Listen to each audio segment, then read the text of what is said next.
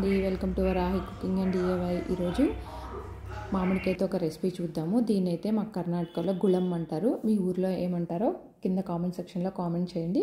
వీడియోని ఎక్కడా స్కిప్ చేయకుండా చూడండి. దానికి ముందుగా పచ్చి మామిడికాయలు 2 తీసుకొని శుభ్రంగా కడిగేసి బట్టతో తుడవండి. తుడిచి ఒక 10 నిమిషాలు పక్కన పెట్టేయండి. తడి ఉండకూడదు, ఎక్కడ పైన తోలు తీసేసుకోవాలి. ఇప్పుడు తురుముకోవాలన్నమాట. తడి ఉంటే కనుక ఇది నిలువ ఉండదు, అందుకని తడి లేకుండా చూసుకోండి.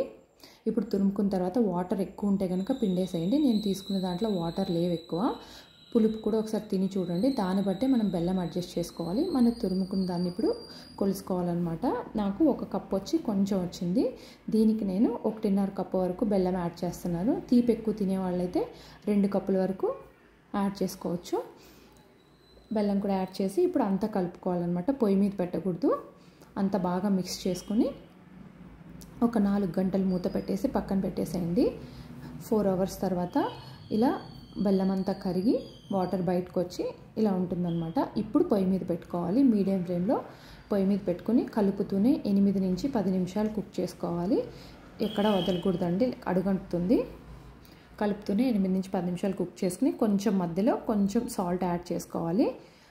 ఒక ఉడికొచ్చిన తర్వాత పొయ్యి ఆఫ్ చేసేసేయాలన్నమాట. మరీ గట్టిగా అయితే కనుక మనం ఆరిన తర్వాత ఇంకా గట్టిగా అవుతుంది. ఇప్పుడు ఒక ప్యాన్ తీసుకుని దాంట్లో 1 టేబుల్ స్పూన్ గసగసాలు వేసి అవి చిట్టుపట్లాడిన తర్వాత అవి కొంచెం దంచుకోవాలి. ఎందుకంటే గసగసాలు మంచి వాసన వస్తుందన్నమాట ఇలా దంచుకుంటే. ఇప్పుడు మనం ఇందాక కుక్ చేసుకున్న దాంట్లో కలిపేసి పక్కన పెట్టేసేయండి. ఒక నైట్ అంతా ఇలా పక్కన పెట్టేసేయండి. ఇప్పుడు కొంచెం పలచగా ఉంది కదా, రేపటికి ఇంకొంచెం గట్టిగా అవుతుందన్నమాట. నెక్స్ట్ డే మార్నింగ్కి ఇలా ఉంటుంది.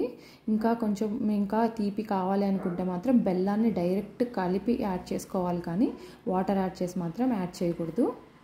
ఇలా జారుడుగా ఉండాలి.